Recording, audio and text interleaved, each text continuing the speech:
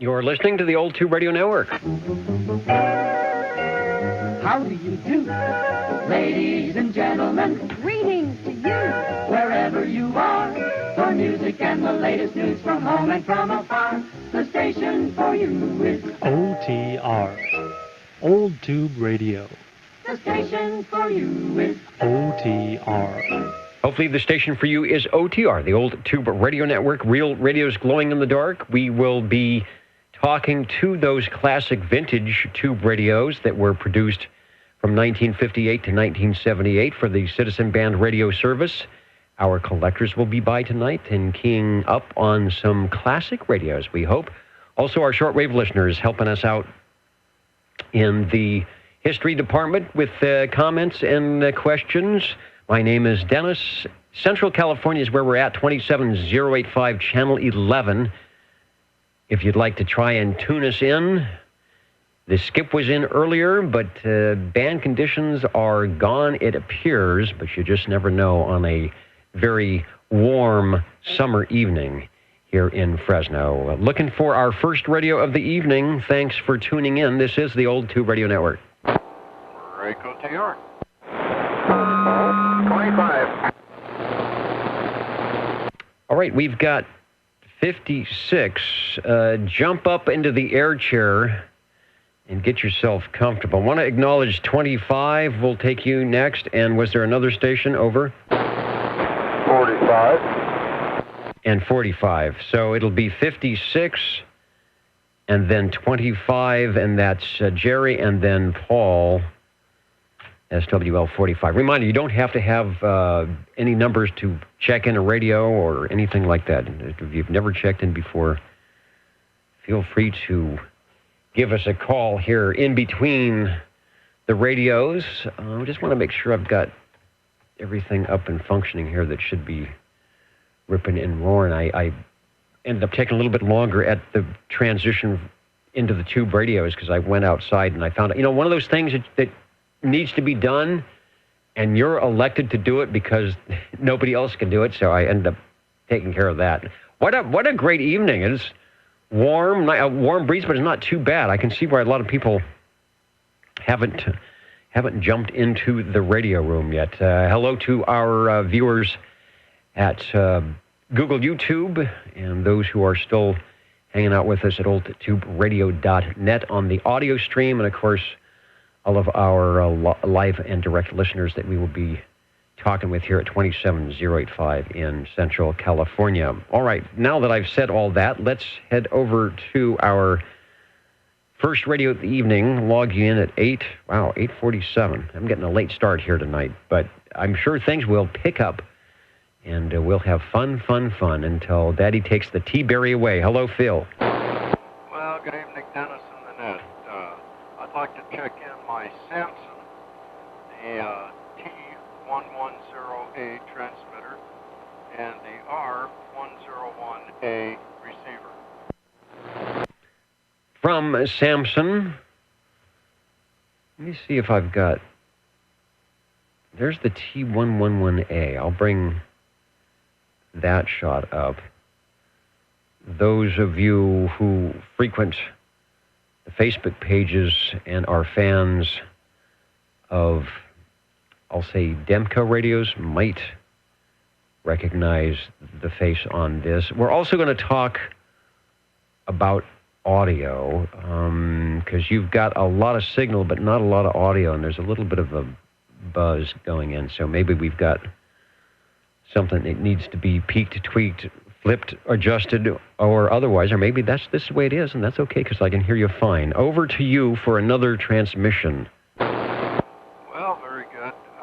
I have the modulator is in the out position, but now it's in the on position, 1, 2, 3, and it's adjusted to about the 12 o'clock position. Over. Okay, bringing the modulator into the on position is helpful and probably where it should be. It brings you much louder than the AC note, which is still present, but is now quite a bit underneath you. You probably have a little more headroom and can go a little bit higher if you would like, but I'm hearing you just fine. Farther out, you might be a little bit undermodulated on the carrier. Do both the transmitter and receiver say Samson on them? Yes, they do, and I turned the modulator up to about the 1 o'clock position. Yes, they're both Samson. Samson was apparently at some point in time bought out by Demco, and then Demco at one point in time was bought out by Command Electronics. So this was Samson before it was Demco. All right, good stuff. There's the receiver, the R101A. I just swapped the pictures, which you can see it on Google, YouTube if you're watching the live stream. Also, oldtuberadio.net. We put the pictures up as well if you're watching or listening on your Universal Media Netweb device. Okay, so riddle me this: the modulator. I'm assuming that, from what I remember, those never said Samson on it, but I could be wrong. Is that a Demco or is that a Samson modulator? That, in fact, is a Samson modulator. All the lettering and everything is 100% Samson.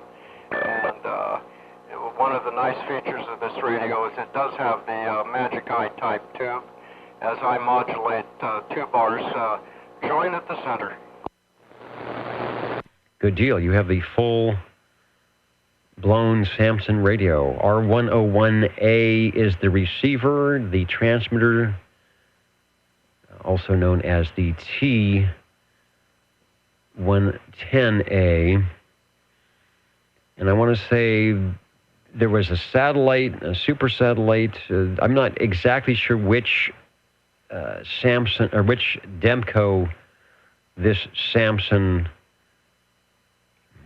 relates to, if you will, because there were quite a few different versions of the Demco, but does a good job. I'm not sure what's causing the AC note, but now that you've added the extra audio, you're fine and dandy with being heard. Over. Well, real good. I gave it some more about the 3 o'clock position, but basically this was the when Demco took it, the satellite, just the plain everyday old satellite, looks almost identical to this radio. Too much on the modulator, over? No, it's very good. Your modulator sounds great, over. Well, real good. I can see a bit of difference on the meter, but I'm using a non-amplified D104 mic. And the radio is, of course, a separate transmitter, separate receiver, separate speaker, and the modulator, over. The full Samson item. Oh, plus, which we don't see it on the transmitter because it's not transmitting. It's just a still picture.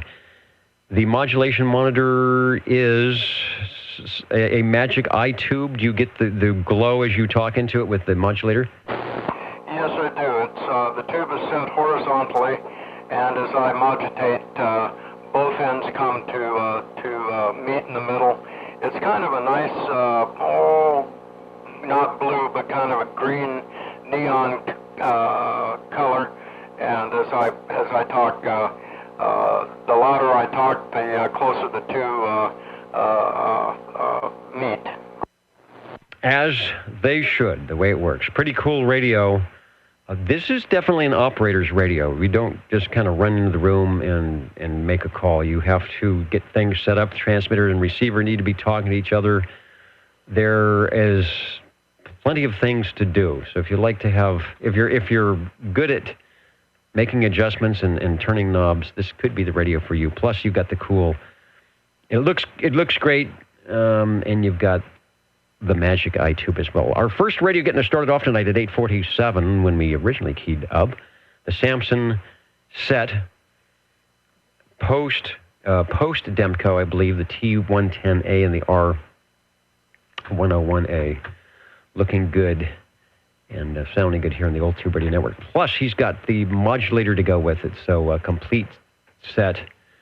And as you can tell, he just keeps adding a little bit more audio, and it just keeps getting a little bit louder. So you're still loafing along. Give us another transmission. And oh, by the way, I do believe that we do get a bell ringer when the Demcos check in. I'm wondering if I want to check before we go. If JT is actually hearing the audio.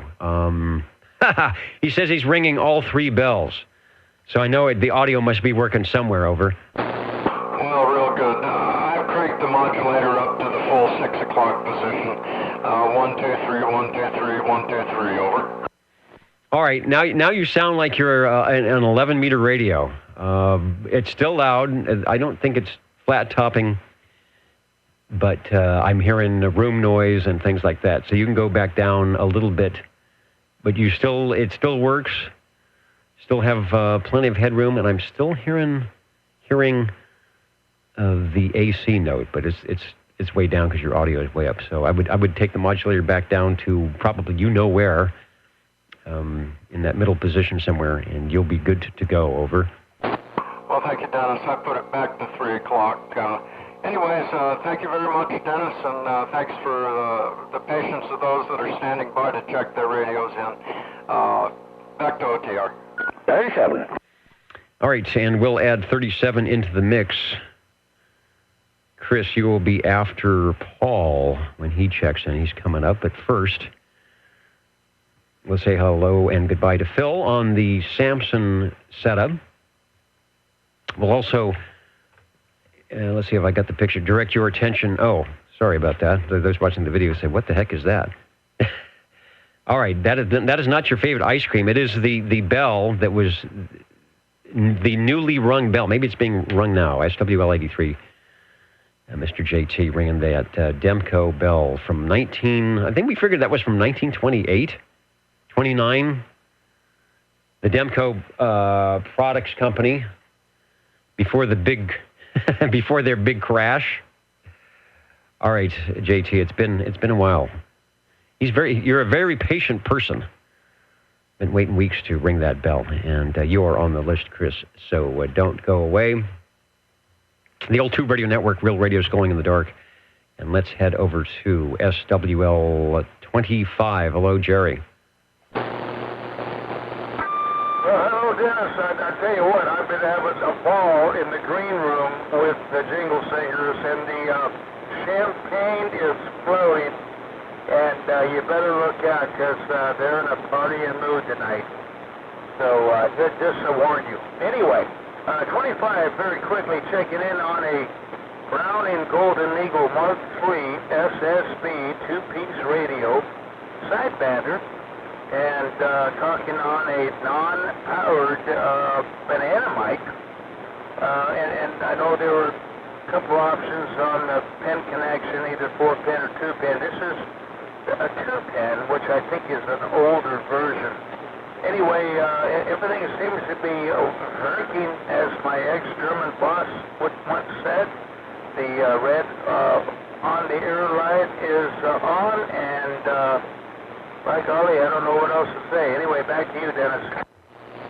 Back to me in the studio. I think you've said it all, and you've said it on an old tube radio, which is a good way to go. 8:56 is our check-in time.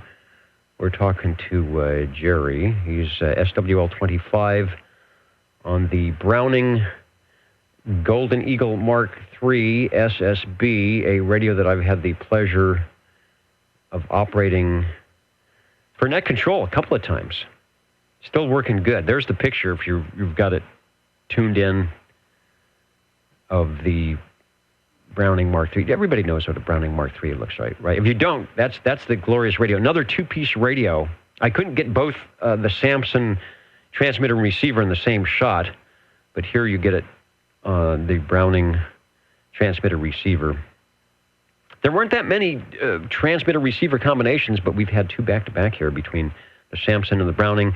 They're stacked on top of each other. A way you can run it that way. Probably not the best way, but I know Cliff did that for the picture to keep it in the aspect ratio, but they look great next to each other. I'm not sure how you run yours, Jerry, but you do a good job. Give us another transmission. Okay, Dennis, the only thing is kind of interesting thing is there's got to be a way to coordinate the transmitter to the receiver, and there's the ever popular spot button.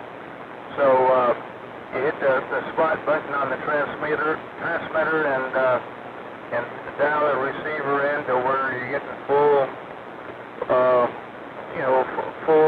bars, and then you should be close enough to transmit. So anyway, fun radio, enjoyed it for many, many years, and yes, you have actually done the net on this radio, and maybe you will again. Who knows?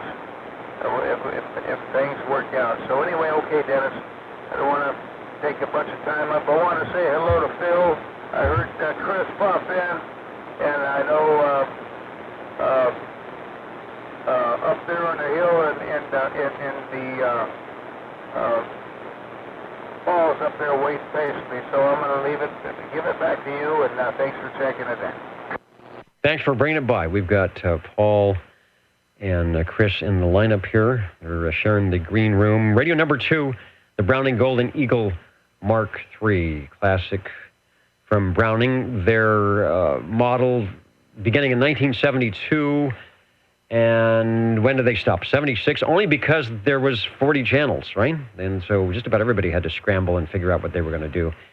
And Browning went and created the Mark IV. Although there may be a 23-channel version of the Mark IV as well, but they're basically the 40-channel. Official 40-channel Browning is the Mark IV. You can do 40 channels with the Mark III, as everyone knows of you. The receiver does 40 channels, but the transmitter had to have some doctoring, we shall we say, to get that to work. Who's next? Paul, step on up to the air chair. I want to make a couple of acknowledgments here. Let me go to the big board and officially check in. SWL2, Mr. OBP, watching in, listening in, and answering your questions over on the video side. Kevin, one of the founders of the old Tube Radio Network, is out there and is waiting for me to give a great signal report to somebody. Also, who else is listening in tonight? Rayovac, I think I heard you on the live feed earlier. Oh, everybody's got the audio going. There is something going on with the Flash Player, I believe. So when you bring up the oldtuberadio.net, if you go to the top of the page, there's the audio control button, the magic eye that's winking and blinking. If you click on that, it will open some form of an audio player, or it should, in which case you may have to physically turn it on or click on it or raise the volume. And that's typically, I've had the same issue, that the Flash Player doesn't recognize whatever player is supposed to be happening, and you physically have to turn it on by clicking the mouse and or bring the volume up, and that happens to me as well. EN31, the mighty Juliet Whiskey John, is listening in. JT has collapsed into the big easy chair after ringing the clappers off of the Demco bells. Thank you for that. I figured at some point, sometime this year, we would get another Demco in. Brian saying good evening, the mighty KUH in the radio room with the tube radio transmitters and the solid state transmitters as well. London, Kentucky sending 73s. Thank you, TB40 Ford. Jeff's got the audio. Rayovac's got the audio, so I think we're looking good. We will continue on. And Paul, I hope you are hanging in with us and you can hear me. Hello, 45. Hi, Dennis. I'd like to say hello to Jerry and Phil, and I wish I could hear number 2 again. We used to have some great times with 1 and 2. We're going in there, as you know. Great times. Anyway, I'll get back to the radio. I'm going to check in my International Crystal CTZ-50. International Crystal Manufacturing, he calls it the CTZ-50, Charlie Tango Zulu 50. Look at that. Here comes a picture. Doesn't say that it's yours. I'm thinking, this one looks a bit rusty. I hope yours is in better shape. It sounds great. Over. Good. Well, I'm hoping it's going. This is a 1950 CTG 50. It manufactured in 1962, so they hadn't gone too long. I think they made a couple in 50 or 60, that is. And, well, that was about it. And they started in 62, and they made quite a number of them then. They have a Travel Air portable made in 1960. And that's the only one they showed, so that would be really a neat one to have. I've never seen one. Love to hear, like to hear one sometime. Anyway, this 50 is an N, and I'm just guessing the N stands for Navistors, because this thing's got the best receive on it on most radios I have. I'll tell you that, it's real clear. So they got some more, but I'm throwing me in some things on it that you know, Dennis. Back to you. All right, I'm seeing if I have a designator for a CTZ 50. I've got a 50A, a 59N. The Navistors in the early 60s, mid-60s were the premium thing to have. You get one of your transceivers or receivers to get that new Vista in there, or like a Collins filter. As you said, you'll get some very nice receive audio, which is always good for net control, so you can hear me. I guess it's showing the as a 50N. Certainly not as fancy as the last two radios we had, the Samson and the Browning, but doing quite nice. Over. Yeah, okay. Well, a lot I like to know about these things, I'll tell you. I know what the International Crystal, they started out the whole thing in 1951. That's when they founded the business, which is International Crystal Manufacturing. And they're still in Oklahoma, and they're still making crystals for you. If you want a crystal made, one of the few ones that are still in business. At least they were a year or two ago when I ordered some crystal. I'm sure they still are. Anyway, I got this radio from Rob at a carp swap meet. Boy, I'm glad I did. This has got that International Crystal banana microphone made by Electro Voice, just like the picture showing right there. And that thing is hooked up in the rear of the thing. I got to stretch the cord way out. I see the one of the pictures got a long cord. This mine's got a stop cord. You got to stretch it out quite a ways. I don't know why they put them in the back, but that's the way it's made. It's got a modulation light on the thing, no meters, nothing. It's got a white light that says you're receiving. And it's got a VFO on the thing, which is pretty good. It goes wide range on the thing. It goes from channel 1 all the way to channel 26. But then we get back to the transmit crystals, we only got 3 of those. So they look kind of experimenting with these radios. That's about all I know of the thing, Dennis. Back to you. All right, back to me in the studio. We got to get a picture of yours and add it to the mix. This kind of mud duck rust bucket is fun. I'd say it got the nice, it's rusty, but it's got the nice red executive there, and that microphone has seen better days. Your audio is fine. It's great. A reminder that we record, we archive the audio. If you'd like to hear your radio playback or you missed anything, you can go to oldtuberadio.net and click on the archive button, and then we keep the videos up for a while as well, so you can give yourself a radio check. I want to read something here about International Crystal Manufacturing, and I haven't forgot about you, Chris. You are next, so hopefully you are partaking of the goodies in the green room. Also, let me take a pause to the pause, and the beacon frequency for I'll type it in as well, Ray. But the 10-meter beacon frequency is 28. I got to find that napkin. 28,260. 28,260. I was writing a red pen on a napkin. K7DBN. So you might look up that call, and he's got everything on his page about what he's doing with 5 watts. Kilowatt 7 Delta Bravo November out of Sandy, Utah for the beacons we were hearing earlier. Also, I want to say hello to Unit 1. on his Sonar FS-23 from Southwest Washington. I think, did we check him in last week? I don't know. Okay, here we go, Paul. This is from the ARRL of March 2017, an ARRL bulletin. International Crystal Manufacturing going out of business. International Crystal Manufacturing, ICM of Oklahoma City, has announced that it will be going out of business probably at the end of May. So this is 2017 we're talking about. So in theory, it may be out of business. Royden Freeland Jr., W5EMH, son of the company's founder, posted a letter this week on the ICM website. We will be honoring all orders that we have already taken and will be able to fill a limited amount of new orders dependent upon raw materials available, Freeland said. We would like to thank you for your past business. The success of ICM over the previous 66 years has been largely due to its amazing customer base. International Crystal produces RF control devices, quartz crystals, oscillators, filters, TCXOs, and precision crystals. Royden R. Freeland Sr., founder of International Crystals in 1950, at first operating out of his garage. You know, that is the story from everybody, right? Operating out of the garage, a lot of people doing that. One of his first contracts was to produce crystals for Collins Radio.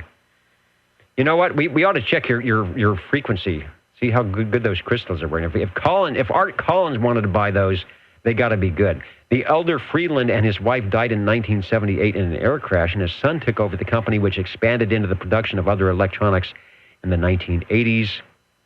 In the 1990s, it sold off some of its equipment and distribution business to concentrate on its core enterprise, manufacturers of crystals and oscillator products, which is what you were talking about. Ironically, International boasts on its website that it's a proud supplier to Radio Shack, which for the second time in 2 years has declared Chapter 11 bankruptcy. And of course, this is 2017 I'm reading from, and they're gone as well. So hooray for the Old Tube Radio Network that can keep going through all of this. All right, Paul, I'll let you, if you were listening to that, let you make a comment here before we go on. But that popped up, and I thought I had to read that. Yeah, it's pretty sad to hear they're going out of business. I didn't know that. So I thought they were reliable. You can get any crystal water for it. You still get browning crystals and a few others that are pretty easy to get, but actually off-the-wall radios that we got, it's kind of difficult to locate something. So we may be off frequency quite a bit in years to come. Anyway, back to you. Thanks, Dennis, for checking in. All right, doing good. All right, you know what? I need to stretch over. Give me another transmission. We'll check your frequency before we go.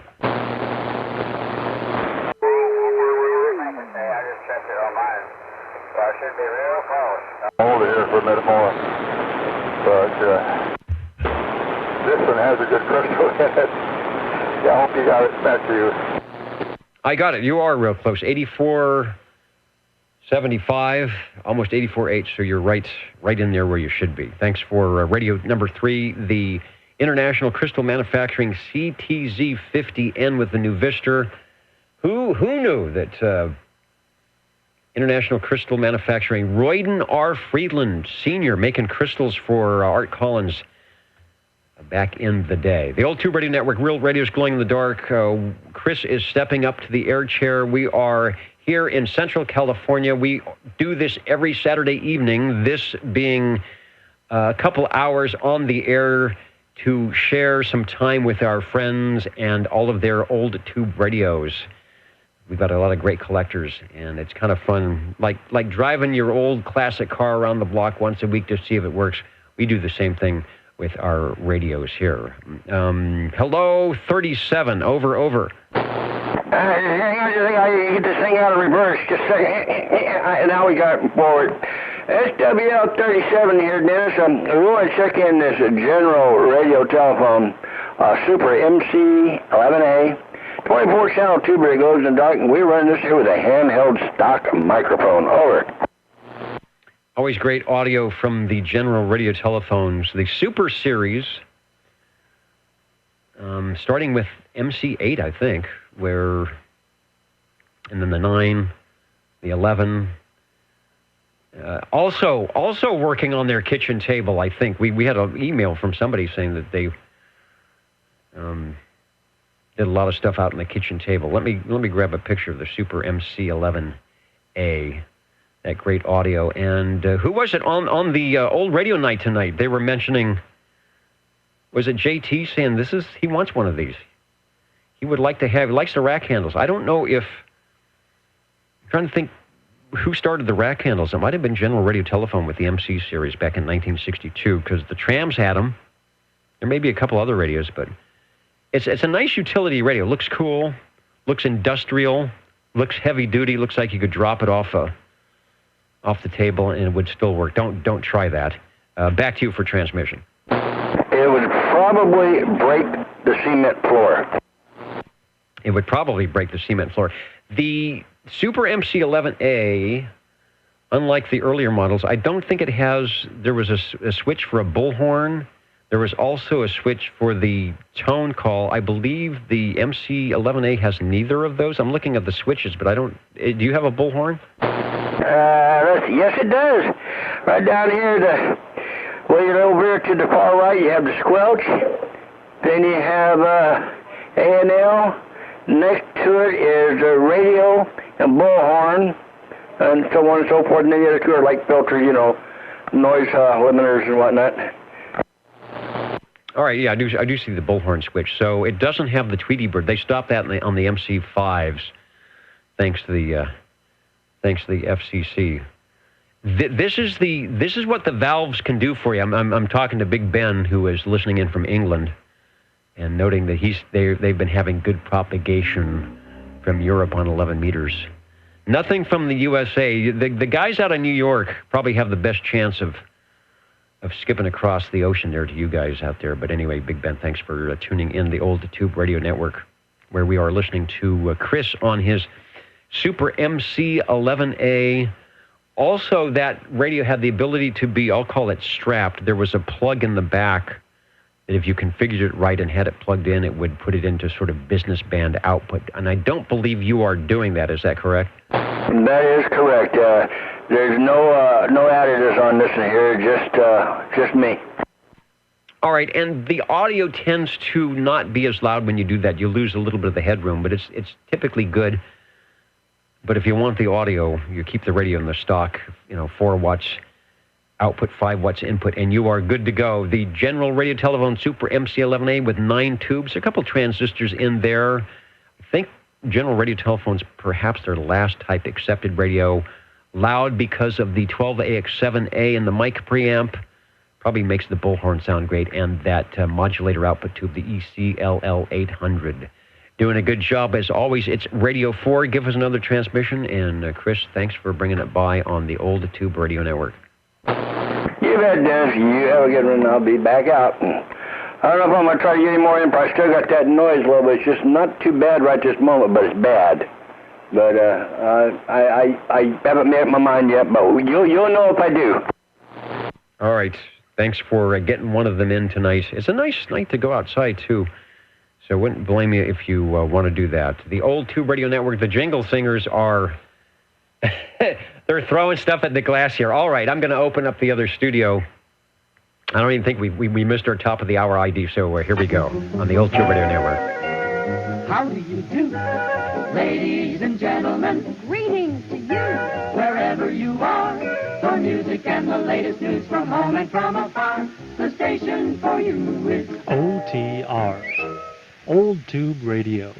the station for you is OTR. And we were looking for radio number 5. Frank OTR. Frank OTR. All right, we've got a couple of stations. Don't go away, everybody. Did I hear 56? Yes. All right, you'll be up in the air chair next. We've got an SWL check-in. Speaking of 50s, how about 53? Yes, sir, 53 there, Dennis. Sorry about that. No problem. We'll get you up on the big board, put the X in the square, and you are good to go for the 21st of July, 2018. Thanks for checking in tonight, Bob. Thank you. And then there was also another station, possibly with a radio, over. Intercept Dennis, 45, checking in the General Radio Telephone, MC5. All right, step up into the green room. I don't think it's been destroyed yet, and we will be right with you on the General Radio Telephone. Ooh, could it be a general radio telephone evening tonight? You just never know. Phil, who is in the Magic Workshop or somewhere around it tonight, taking a little, I should say taking a little time out from the Magic Workshop to check in some radios for us tonight. And your radio number 1, the Samson, getting us started off, and now we're up to radio 5, so I'm wondering what you've got. Over. Over. Yes, Dennis, thank you. How about another radio from International Crystal? This one is a 2-piece radio, well, 3-piece with the speaker. The model number is a Model 500 Golf. It has a control head that is connected by probably about a 15-foot or about 5/8 diameter umbilical cord. So the main radio could be stashed in a trunk, and the smaller control head or remote could be easily put under the dash, I assume. Over. Yeah, nice. Some of the mobiles were like that. Gonset did some of those trunk mounting things, and we checked in, I think it was a Browning or the Browning Drake that was, you could separate items of that. Give me the model number again. I don't even know if I've got a photo for that. Over. Yeah, I think the last time I checked it in, we couldn't figure it much out either. It's on the back of the large main body of the radio. It's a Model 500 Golf. And on the smaller control head unit, it just says executive. Over. Okay, got it in there. I'll log you in at 9:20. Some interesting radios, considering International Crystal Manufacturing was doing other items as well, with the crystals and oscillators. And I guess if you have a crystal, you can build a radio around it. That's an interesting concept. Usually it's the other way around. I've got a radio and I got to farm out somebody for crystals, and these guys started with the crystal and say, "Well, is it hard to change crystals on that? Maybe they're stuck right in the center of the radio." The 500G. I'll see if I can search for something, but is that, would you surmise that is a business band style radio, or does it have the typical, ABCD 1, 2, 3 channel selector on it? Well, it has the 1 through 23 little button type, the rotary type channel selector with the numbers are kind of like little buttons on the rotary dial. Over. All right, I know that. That is similar. Probably what I should do is call up one of the other International Crystals that have that style, if I can find one. But I know what you're talking about. It was kind of a clever way they did that.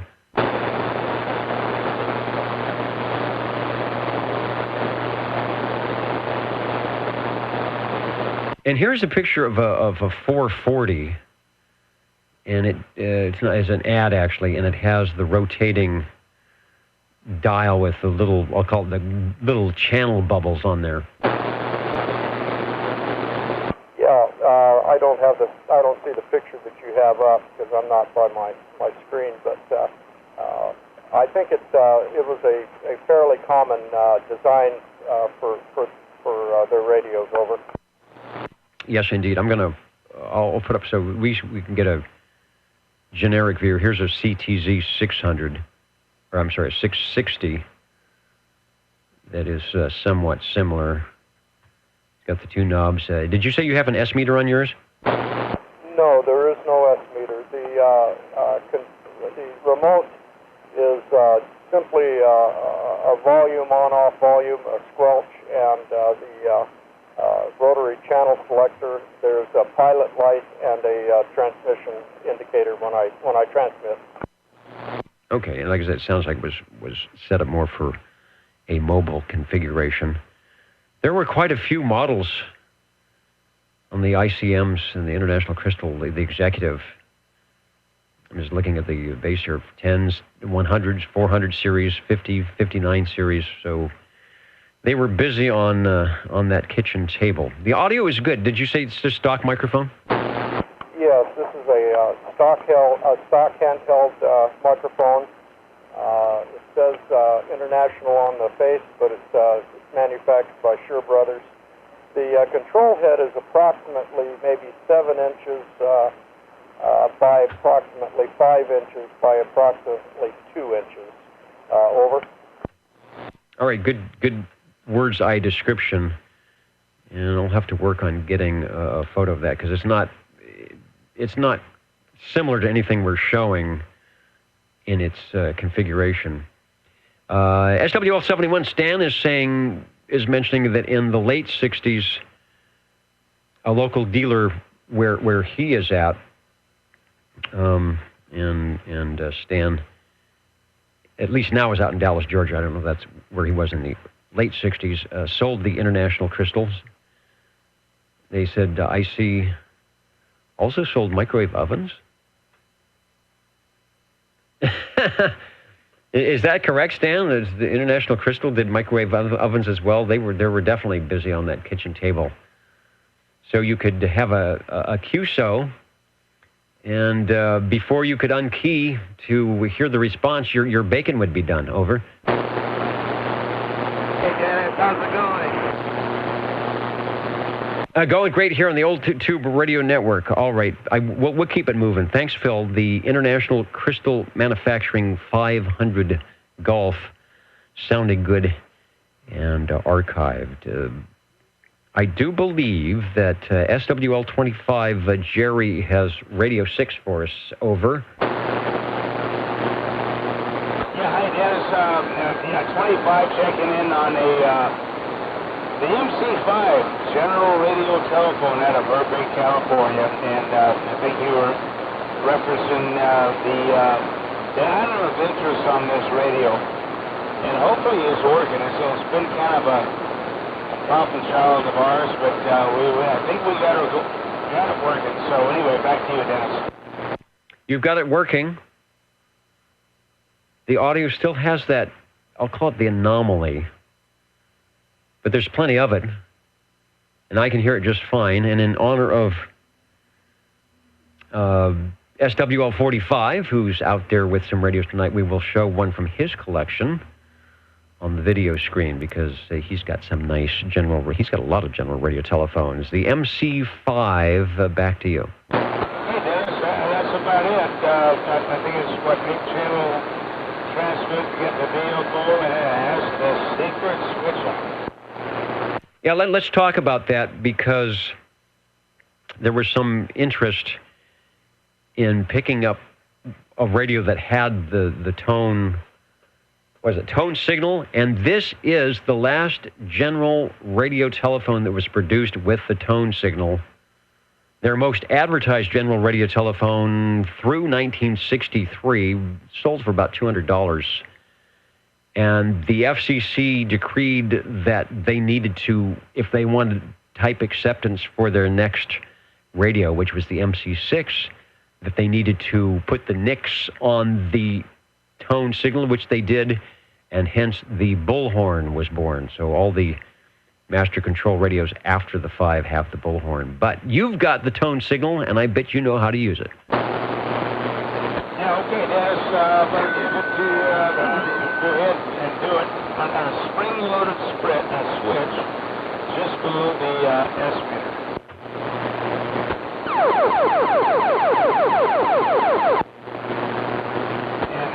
And as you can see, that's probably a very intrusive jamming signal, so I can see why the FCC would do that. Anyway, back to you, Dennis. Well, if used in a malicious manner, perhaps, and unfortunately, I think it was a lot. The Tweety Bird, I remember it being called the Tweety Bird, and yes, indeed, I can remember some people doing some malicious interference with that as well. Radio 6 from General Radio Telephone, beautiful downtown Burbank, back in the day, the MC5. Thanks for bringing that by, Jerry. I wanted to pause here and say hello to our stations that are listening in and may be able to beacon from afar. The Old Tube Radio Network here in Central California, the conditions are open here across the West Coast tonight.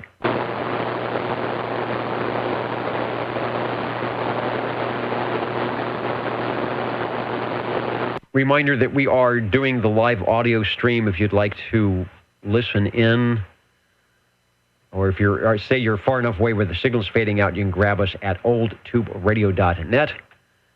And also we're doing a live video stream at Google if you look for the Old Tube Radio Network Live, July 21st, 2018. And Stan, don't you wish you had that banner? Bacon in 10 seconds. And then, like JT, when we get a Demco and he rings the bell, when we get an International Crystal Manufacturer radio, and we haven't had hardly any, and now we've got 2 checking in tonight, you could wave the Bacon in 10 seconds banner. You're listening to the Old Tube Radio Network. How do you do? Ladies and gentlemen, greetings to you. Wherever you are, your favorite spot on the dial by far is known to you as OTR, the Old Tube Radio Network. the station for you is OTR. And we are looking for Radio 7. 45. Perhaps we have Radio 7. Hello, Paul. Over. Hey, Dennis, I'm going to go along with these International Crystal radios. Well, I got my work on my bench tonight, so I think I'll show you on with a little later model. This thing, I believe, was made a year or so after the last one I checked in. It's an International Executive CTZ-100C. CTZ-100C, we are lucky in that we have the photo from your collection. And interestingly enough, we have a front view and a rear view. Let's start with the front view as you tell us a little bit about this and what you think about the CTZ-100C from the collection of Paul up in North Fork, California. Go ahead. I can't tell you what the C is for. If you have any idea, let me know. And I get all the radio. It's 12 channel. Believe it or not, transmitter on the thing. A lot better than the 2 channel that I had on it a while ago. So they come up a long ways on that. This thing was made, I believe it was made in 1963. So that would be a year after the last one. Not too much time, but they did make quite a few improvements. They did away with 3-channel receiver transmit and put in 11-channel transmit in the same price. Below that, they have a red light on, which is a modulation light on the thing. They don't have any other lights. Well, they do have the channel lights. I love that, too. I didn't see that right after that. But they had improved it quite a bit, and that's about all I got to say about it. Back to you. Well, that's enough. Good audio. Nice and loud. Don't need the amplifier. 9 tubes in that radio. Would have been early, 62 or 63, because it's showing that the power input could be 115 volts AC, 12 volt DC, and 6 volt DC. And I'm going to say after 63 or 64, there wasn't a lot of the radios that were coming out with for the 6 volt DC systems, which were, I'm going to say, the mid 50s automobiles and before that.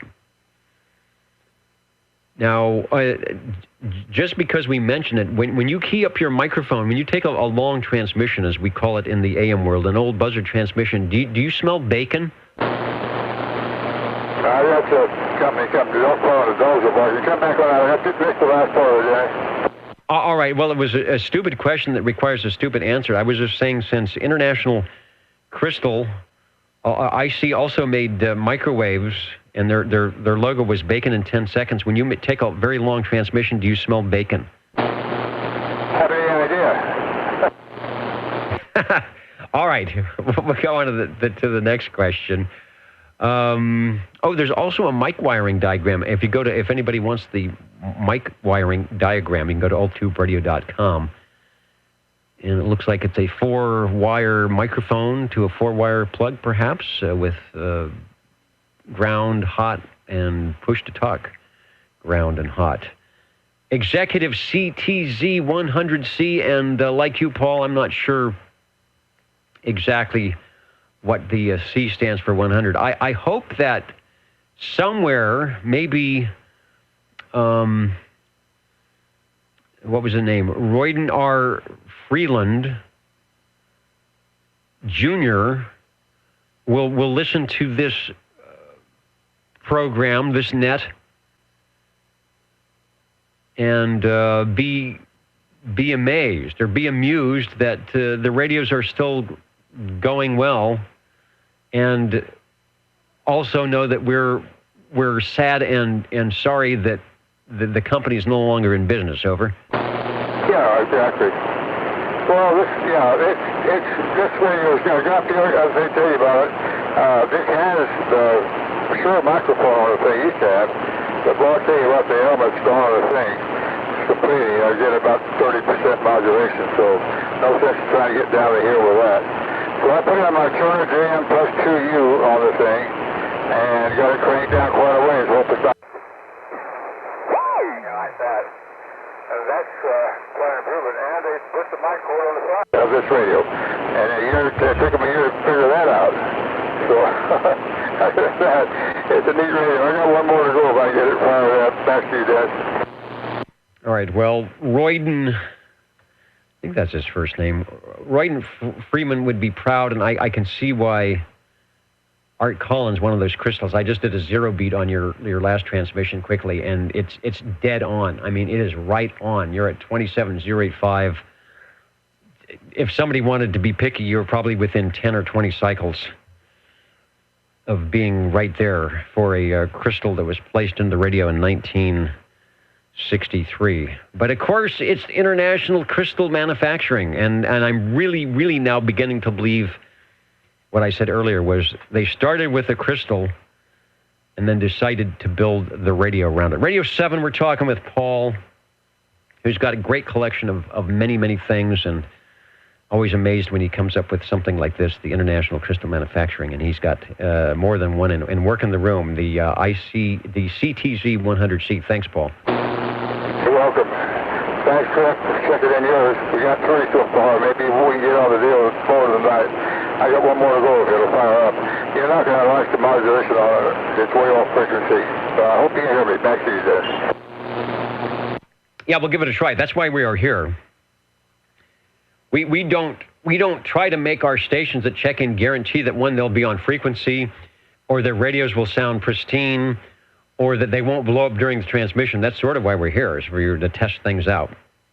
And we want you to do that. And as like I said earlier, we do archive what we do so that you can go back and listen in again and again, give yourself a radio check, or maybe experiment with some microphones and see how it sounds. The Old Tube Radio Network, Real Radio's Glowing in the Dark. We are here in Central California, streaming live audio at oldtuberadio.net, and also video as well at Google YouTube. Hello to those who may be listening to us in the Skip Zone on Channel 11, and hello to all of you watching and listening. We are looking for radio number 8.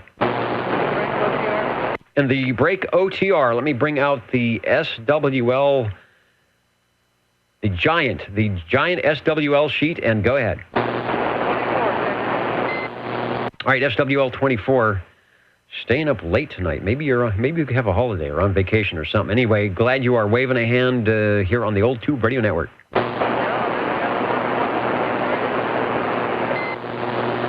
Okay, yeah.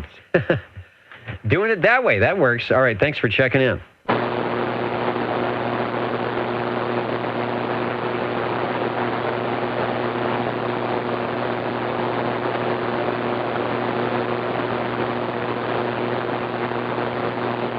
I've still got my static.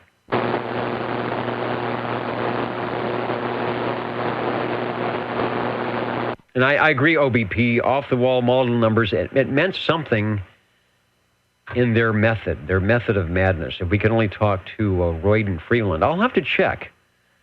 His call is W5EMH, and that's from 2017. So my guess is he might be active on the bands.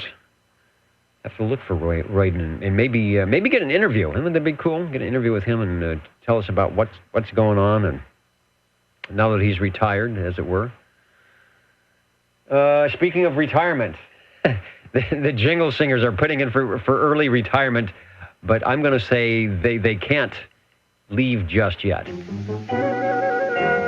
How do you do? Ladies and gentlemen, greetings to you. Wherever you are, the friendliest station for you by far is known to all as OTR, the Old Tube Radio Network. the station for you is OTR. Okay, the Old Tube Radio Network. We are going to check in from oldtuberadio.net. Eric, SWL65, waving a hand. Let me get you up on the big board, Eric. Thanks for being patient. Sometimes I have so many monitors and screens here, I can't see what's happening. And I agree with Mark, who mentions that is a classic radio. You know, a lot of the radios we get checking in are classics. I guess they're all classics. The 1978 would be our newest radio check-ins, when the last 40 channel tube radios, and I'm amazed that the sound, the quality of these radios checking in from the early 60s, as we just checked that one, the crystal, channel 11 crystal is dead on frequency, just sounding great. Now, Paul has mentioned that the next international crystal radio might not be as in pristine condition, but again, we don't require that radios have to be in any condition. As long as we can hear them, or I can chase you around the band to get that check-in, I'm all for it. We are looking for radio number 8. Break OTR. And perhaps we have it. Let me bring the radio list back to the top here, and we will log in SWL56. Hello, Phil. Hello, Dennis, and I would like to check in my buddy TX11B transmitter and my buddy RC11B receiver. Over. TX11B, RC11B. Do I have I think I have separate pictures. Let me try this one. I think it's an advertisement. Yeah, let's go with the advertisement, which is not the best, but it shows the three pieces correctly, and then we'll talk to you about that. It's Phil is in the mode where I think just a single box doesn't do it for him tonight. He has to have either a transmitter, receiver, speaker box, modulator box, or something to make all the ends meet. Radio number 8 does just that, and great sounding audio. Of course, it's a buddy. Back to you.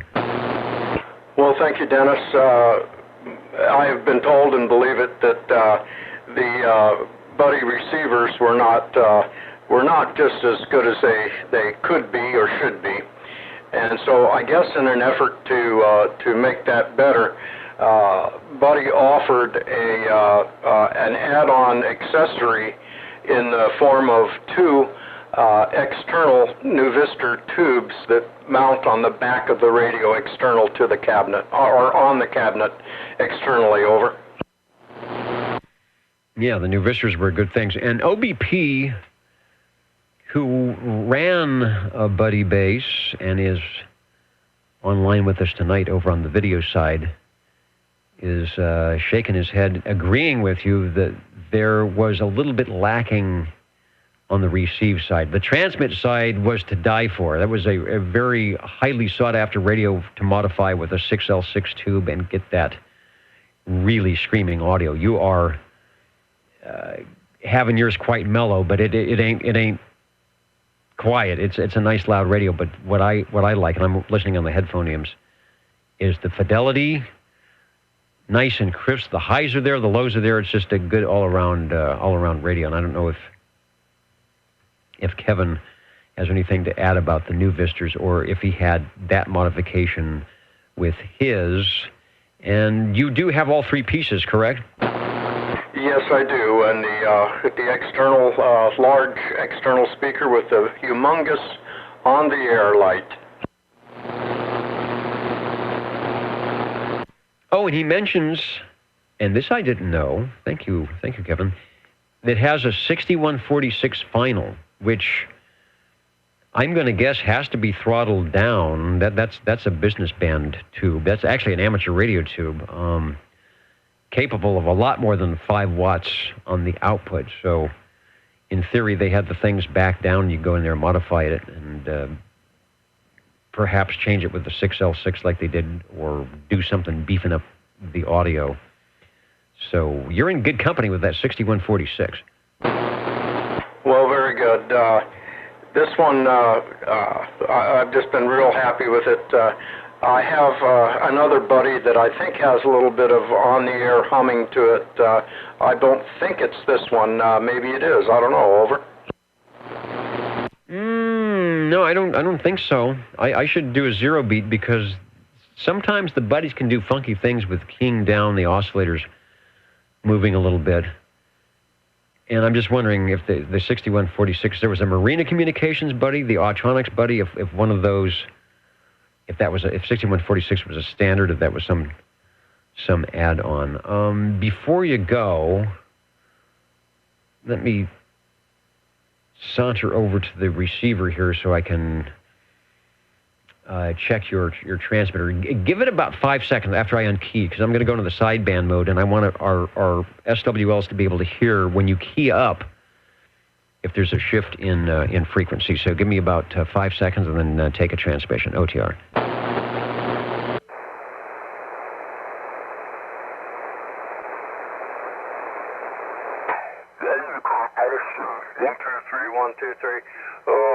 The meters on this, both the receive and the transmitter, say Autronics from good old Pasadena, California. I think some little old lady must have owned this one at one point in time. Over. Switching back to the AM mode. Yes, I think so. All right, interesting. We're going to have you do what I asked you to do again. You are about a KC and a half high on frequency. However, when you start your key up, you are not. So we'll do the same thing this time. And again, I want to hear, the radios that do that change frequency as you key down are great for skip shooting, because you have this footprint. When the DX is running, you have all this heterodyne, all these signals going on. So when you key up and you're enough off frequency as you are, you get this nice little footprint in the noise of the and everybody knows that you've keyed up. So that's classic in itself. It might be a flaw. We call it, it's not a failure, it's a feature. But you will often hear that if you're listening DX. You will hear a station key up and there'll be the oscillating tone going and Phil has got one of those radios. So again, wait a few seconds before you key up, and we'll do it live.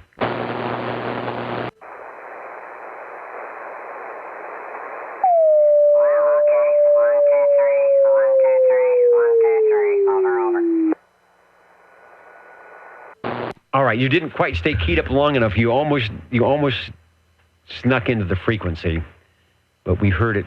The radio slowly moving its way to 27086.4. All right, enough enough foolishness. But be aware that radio right there is great for talking skip, because it's a far enough off frequency that people can tune off to the side. And even if they don't hear your audio, they'll know when you key up because of the frequency shift. Cool stuff. Buddy Bass, it's the TX11B, RC11B transmitter, receiver, and on-the-air speaker combination. Browning never did that, right? They only had 2 pieces with the Browning, so that was their one-upmanship. Thanks.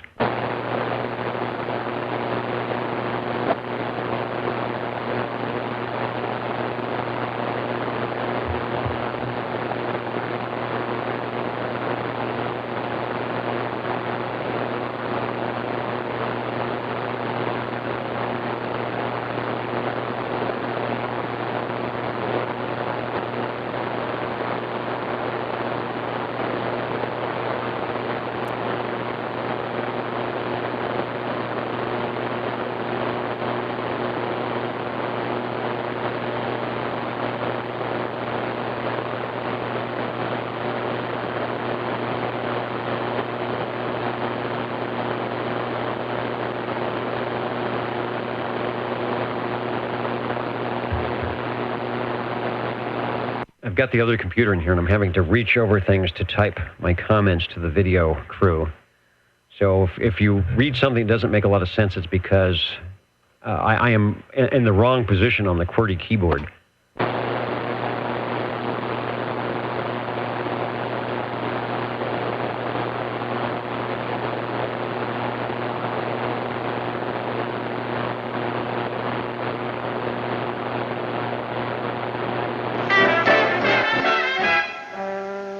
You're listening in the latest style at 27.085 megahertz, Channel 11 Old Tube Radio, in wonderful. Fresno, California. Looking for radio number 9 on the Old Tube Radio Network.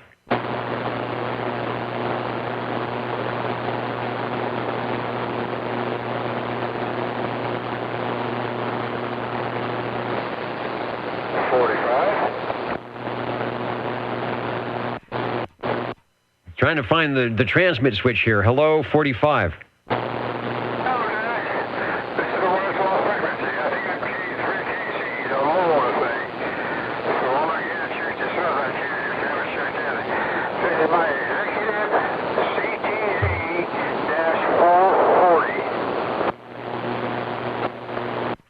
All right, ICM CTZ 440. We'll do a frequency check here shortly, but I don't think it's that far frequency because I didn't have to tune around to find you.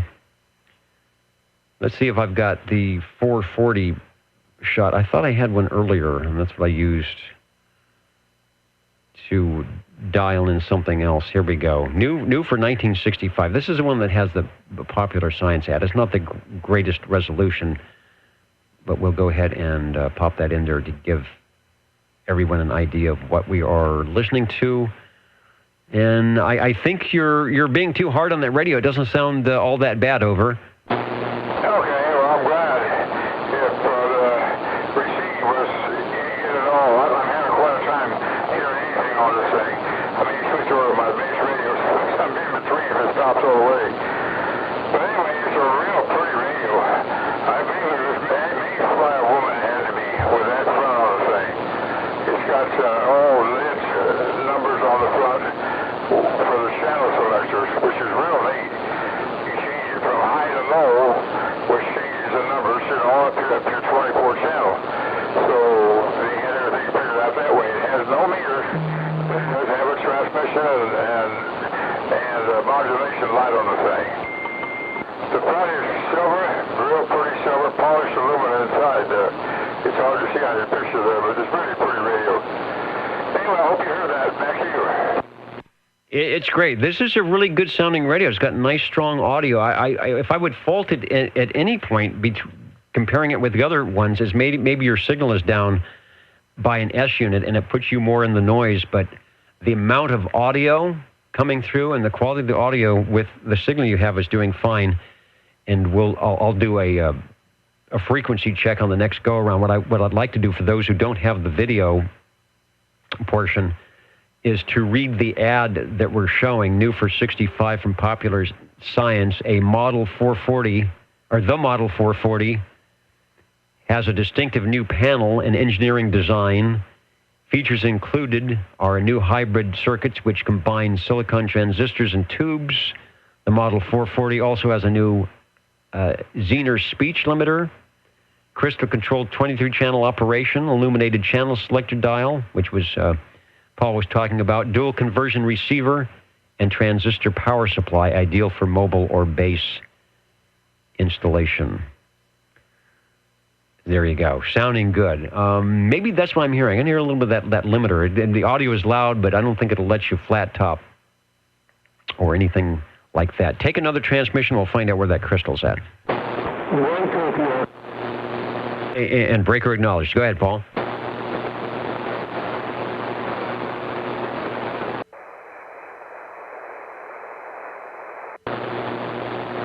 Oops, maybe you put the radio away already. I think you still hear me, pal. I would. Go ahead. I'll try to get back to you on All right, that was a long enough transmission to do what I wanted to do. Check your frequency at 27.083.5. So you're about a kc and a half low. So I was hearing you on Phil's frequency, which was a kc and a half high. So that's how good your audio is. It's enough to come through. Radio number 9 at 9. We'll call it 9:48 was Paul on the SWR 45 on the International Crystal Manufacturing CTZ 440. You are listening to the Old Tube Radio Network. Real radios glowing in the dark, and we have plenty of them tonight. A lot of you listening in at oldtuberadio.net. Hopefully you're hearing some of your favorite radios, maybe some radios you haven't heard before or for quite some time. Thanks to those who are watching on the video, watching me kind of slog through multiple computers and radios trying to keep the thing together here. But thanks to our tube radio operators, that's where the show, if this is indeed a show, really happens. And let's talk about Radio 10. Harvey, you've got us into double digits, over.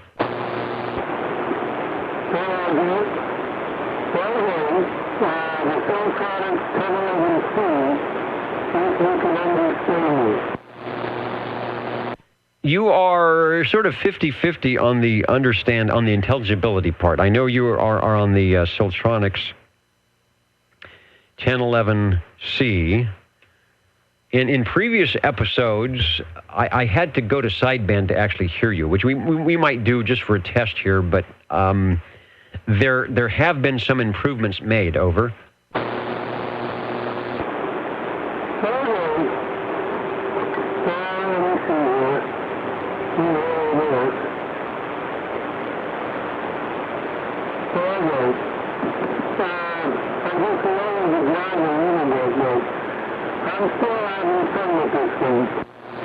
Indeed. I'm looking at the S meter, and I don't see any forward movement at all. So the audio is sort of is telling me that something's probably being overdriven.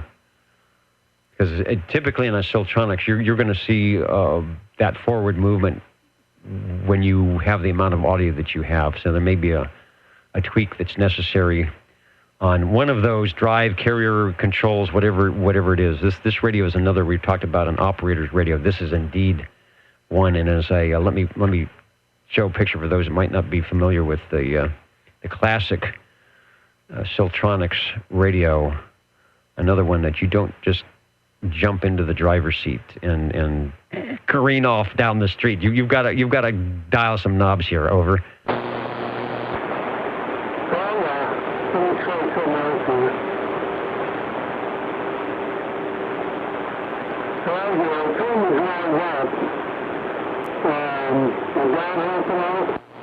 That looks better on the meter. Now I think you're going to have to bring your audio gain down a little bit.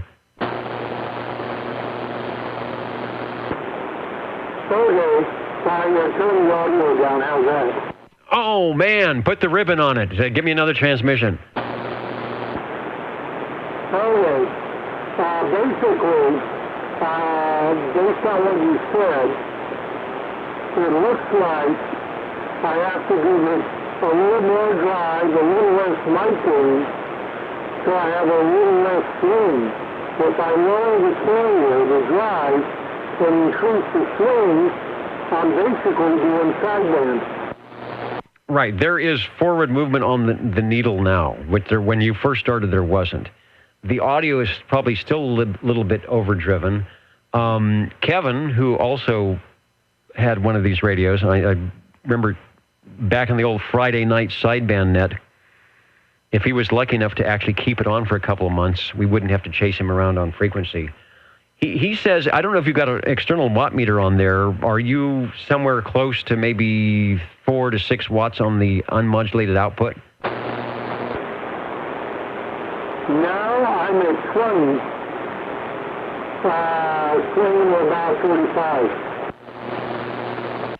All right, he seems to think that you would do better probably with a lower resting carrier.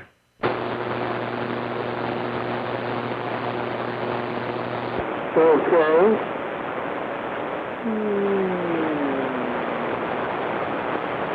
Okay. That's 4. 1 is 10. Interesting. Go up a little bit more. Add a few more numbers to the mix there.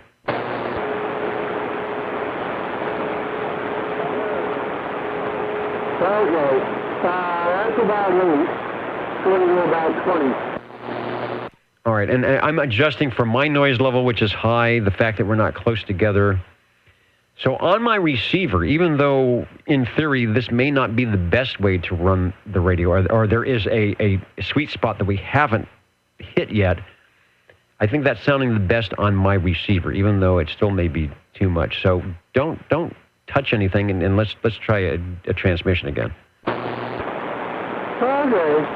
Back off the mic a little bit. Doing about 8.5. Swinging forward. I'll be happy with this. Anyway, I appreciate the check. I'm going to go to one more radio. All right, yeah, you do not want any more mic gain than what you've got.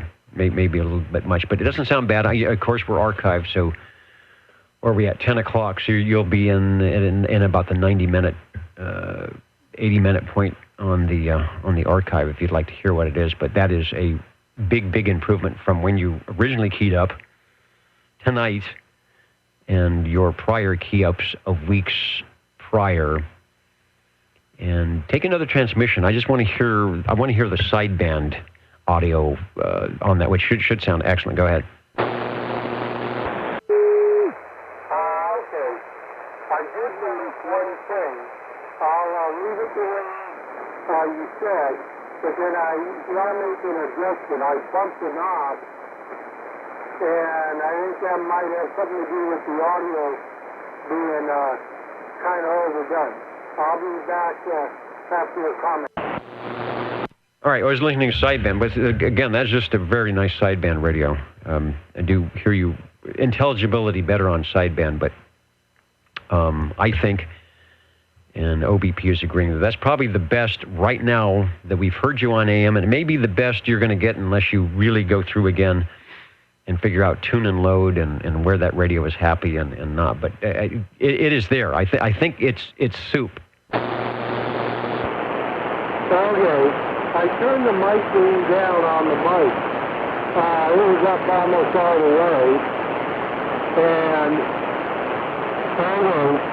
I just turned the mic gain up a little bit on the radio. No, when you first keyed up and you had turned the mic gain down, very clear. In fact, if you would have keyed up that way at the beginning, I would not have guessed you were on the Siltronics. That's how nice it is. Okay, but this is too high right now? If I'm listening on AM, it's too high. If I'm listening on sideband, it sounds great. Okay. I cranked it down a little bit on the radio. How's that? No, go back to what you first did. You took it down on the microphone, and you backed down on the radio. It was really good. Okay. There you go. How's that right there? That's excellent. I'll wait for any comments from the video side. But again, if you keyed on, if you had done that first, I would not have guessed that you're on the Siltronics from prior episodes. All righty. Appreciate it. Let me go to one more radio. I'll be back to the set. Thank you. All right, and the comments from the Peanut Gallery are, to put it in 2 words, nailed it. The Siltronics 1011C. See, isn't this fun? Tube radio is fun. All you knob turners out there, here's a radio for you. Especially if you got 10 meters as well, because it'll do all sorts of stuff. The Siltronics. Why you heard back in the day? Why you heard a lot of them on sideband, and not so many on AM. And the Yaesus that were coming out about with the 101 series, where you heard a lot of those on AM, and maybe not as many on sideband. Just for ease of use on the particular mode. Thanks, Harvey, for that. We'll be counting and mounting soon, but we want to make sure everybody gets a chance to do their thing on the old Tube Radio Network. What are the magic numbers? 27.085 megahertz, channel 11. Are the magic letters? OTR. Right here in Fresno, California. Radio Magic Old Tube Radio. for you. Looking for Radio 11. 37. Hello, Chris. Over. Okay, and you tell Kevin I say hello. That's the OBP, I'm thinking.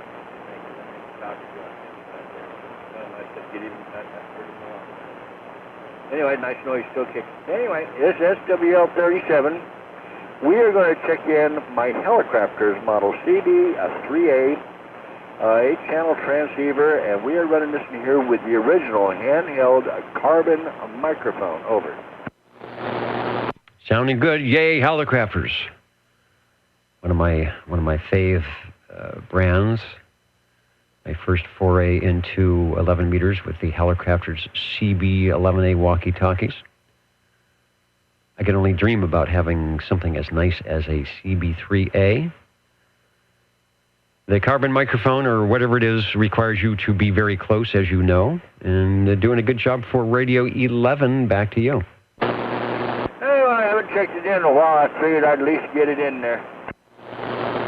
And you did. The Helicrafters CB3A is our Radio 11 tonight.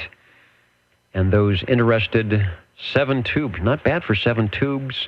A deal in 1963 at under $160 out the door of your favorite electronics store. And more info at oldtuberadio.com. Looks like a schematic as well. Give us a transmission as you say bye-bye for the evening. Okay. And like I said, I don't know if Kevin heard me or not, but we wish him the best out that way. Haven't heard him in a long time. So you guys take care, and we'll be out. Sounding good for Radio 11 at 10. Actually, we're over the 10 o'clock hour, 10:03, the official time. And I heard that infamous double ping key up that tells me we might have a Radio 12. Hello, 20.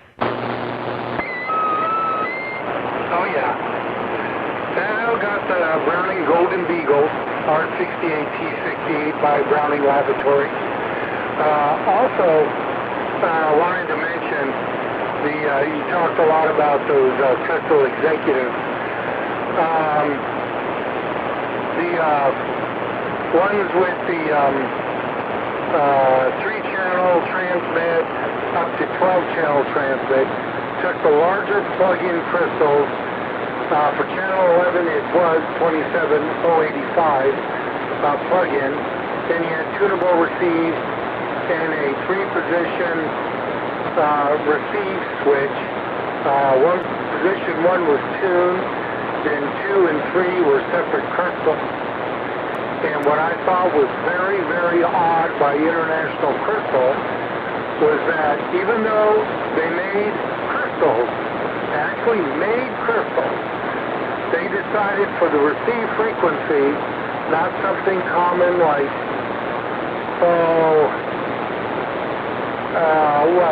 26630, which was all over the place in the separate receive crystals, and a couple other frequencies.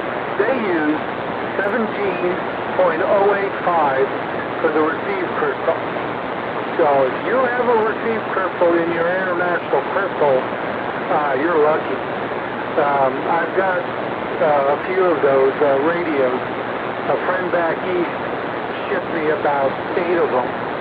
So I still have some that I haven't even gone through. But the receive crystal is 17.085. Unless you have the 440 that Paul does, or the 660, or a couple others where it's synthesized for the 23 channel. Interesting. There must be some little multiplication mixing thing going on. I think, wasn't some of the general crystals that way, where they're just strange frequencies? But hey, they're International Crystal. Maybe they had some method to doing that. And as we mentioned before, International Crystal started with the crystal, and then they built the radio. So maybe they opened the box on the kitchen table and said, hey, what are we going to do with this 17 meg thing? And away they went. Did you hear earlier we were talking about how they went out of business in 2017?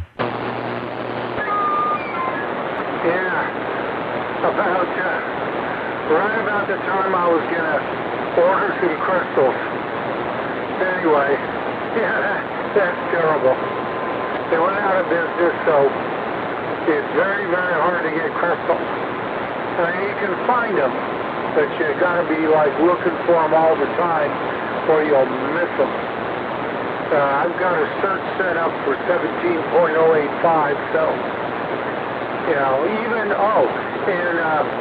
the plug-in receive crystals were the small plug-in ones, similar to the walkie-talkie crystal. But there's enough room in the radios. If you happen to find a receive crystal 17085 that was the larger one, or even a wired-in one, pretty much any size, you could get it in there without much of a problem. So that's one good thing.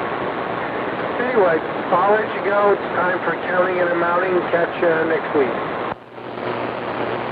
Catch us next week on another episode of the Old Tube Radio Network. Thanks, Harvey, for the Browning check-in and the information on International Crystal, which seems to be the radio tonight. We won't know until we do some counting and amounting. I'll do last call for radios, SWL check-ins, and comments as it's, 10:10 here on the West Coast, and a lot of you listening in and watching are staying up into the wee hours of Sunday morning, and we appreciate it. OTR counting and amounting and listening. How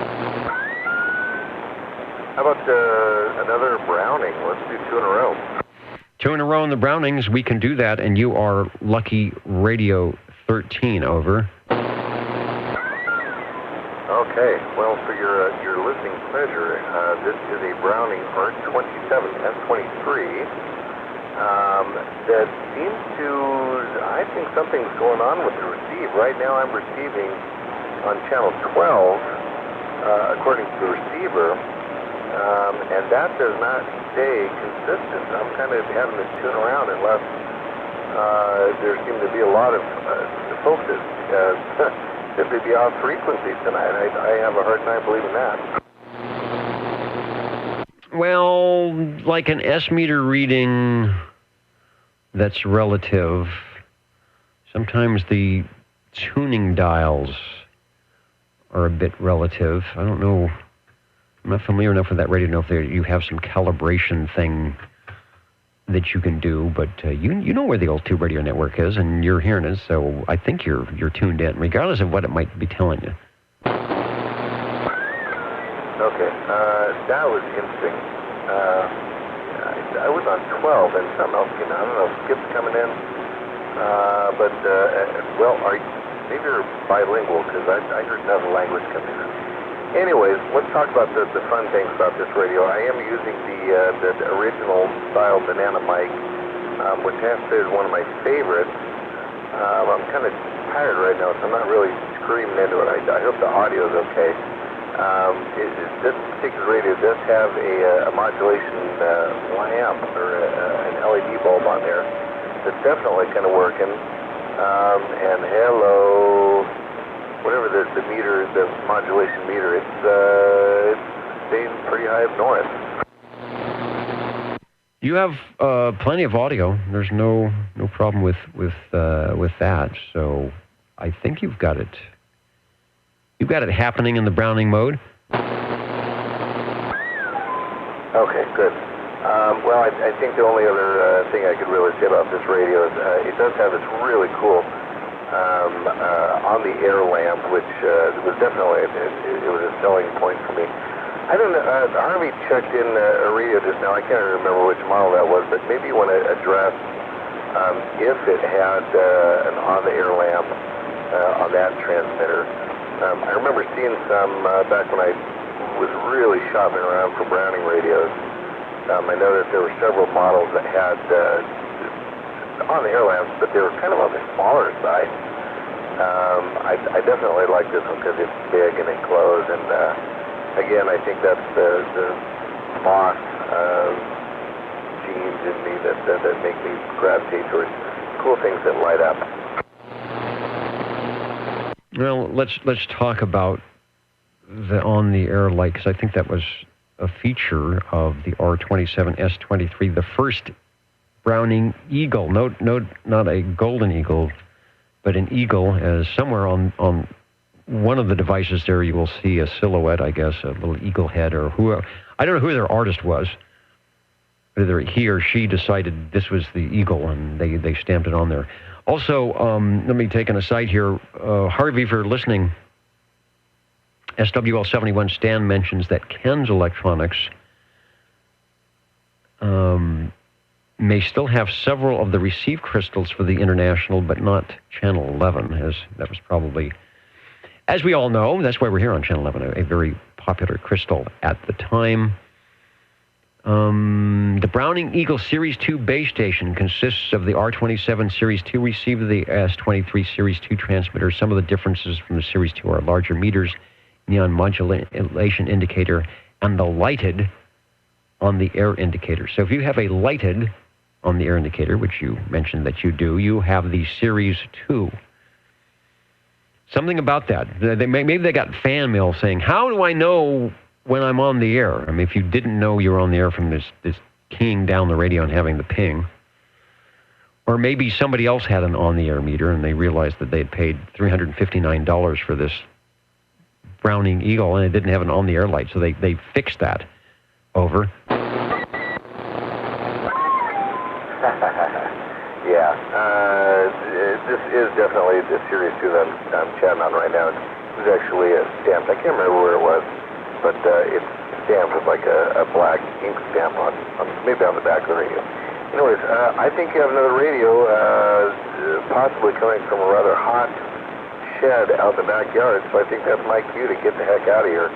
So thanks for letting me check it in. I can't think of anything better would want to be doing on that Saturday night. So thanks, sir. Back to you.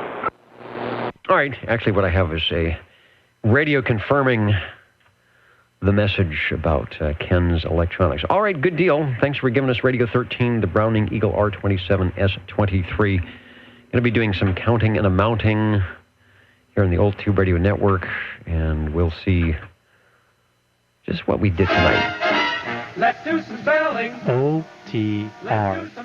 27.085 megahertz. Channel 11, Old Tube Radio. Old Tube Radio.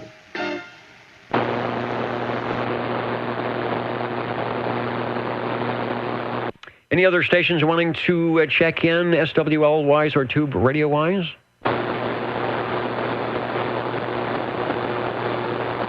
Well, if not, then this is what happens. The Old Tube Radio Network. Ladies and gentlemen, stand by. It's time now for the current OTR totals.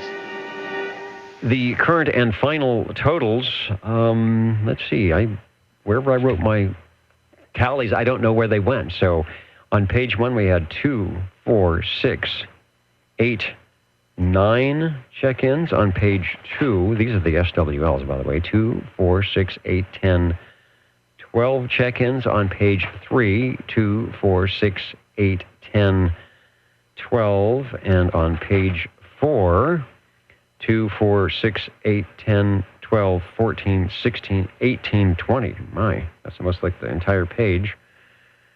For a total of 53 shortwave listeners tonight. We are on week 5 of the 8-week roster. I don't see that we added anyone new. Radios tonight. Most heard manufacturer. This could be a first. Or let's put it this way. If it has happened before, it's been a long, long time. International Crystal Manufacturing. So our respective Old Tube Radio hats are off to a good 66-year run of a great company, International Crystal Manufacturing. If Royden Friedland Jr., W5EMH, is out there and watches this video or listens to this archived podcast, we will dedicate this program to you and your family and a great company that not only did CB radios, that was probably a very minor thing from what you all did, but we appreciate and sorely miss your business. But it was a good run, and we thank you for it. So after 33 years, the International Crystal Radio is looking good tonight with 4, Brownings at 3. When you can beat the Brownings, when you can come in and beat the Brownings, you're doing good. Just started off with the Samson, and was beginning to think maybe they would be the top radio. The T110A, the R101A, Samson, Demco, Command Electronics, all kind of in there together. Thanks, Phil, for giving us the history on that. Radio number 2, Jerry on the Browning Golden Eagle Mark III SSB. Paul at Radio 3 gave us the first International Crystal Manufacturing CTZ 50. I think that's an N. I can't even read my writing. I was so excited. Radio number 4, Chris on the General Radio Telephone Super MC11A. We got the ICM 500G. Got to find out more about that. It's very elusive radio for finding pictures and information about it. Very interesting radio in the way Paul described it in the various pieces and configurations for perhaps a mobile setup. That was Radio 5. Thanks, Paul. Mr. Sidekick, 25 on the General Radio Telephone MC5, demonstrating the tone call, because that's the last radio that General Radio Telephone made that had it.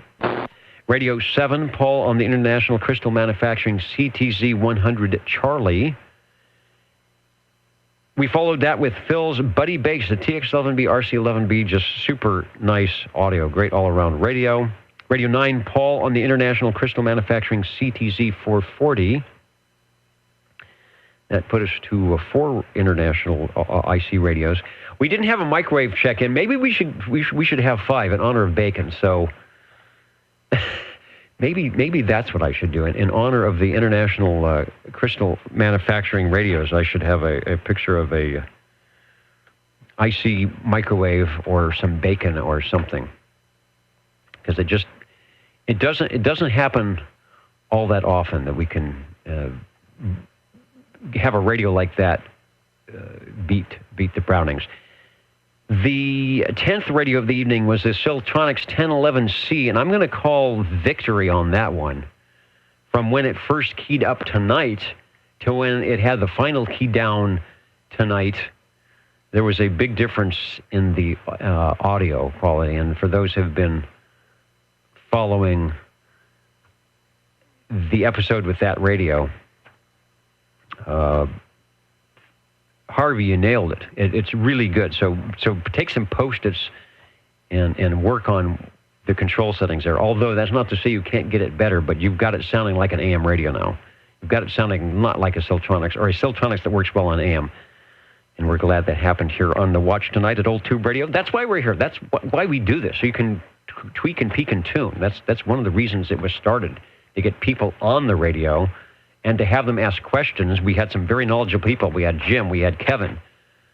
We had Richard Cucumber out there listening and telling people, here's how to adjust the radio. Here's what you need to do. And 33 years later, we're still doing it. Radio 11, the Hallicrafters CB3A. Thanks for the Hallicrafters, Chris. The Browning R68, T68 Golden Eagle from Harvey. And the Browning Eagle R27S23 with that on-the-air light from Mike for Radio 13. Thanks, everybody, for listening and tuning in, and your input, and as well your classic radios on the Old Tube Radio Network. Every Saturday beginning at 8 p.m. Pacific Time. We'll try it again next week if everything functions and the bands are still going, and I think they will be. With 0 sunspot cycles, we're still getting the skip. Good night, everybody, and thanks to SearchLawrence.com for the Nixie tubes, which will be up shortly. Good night. Good night.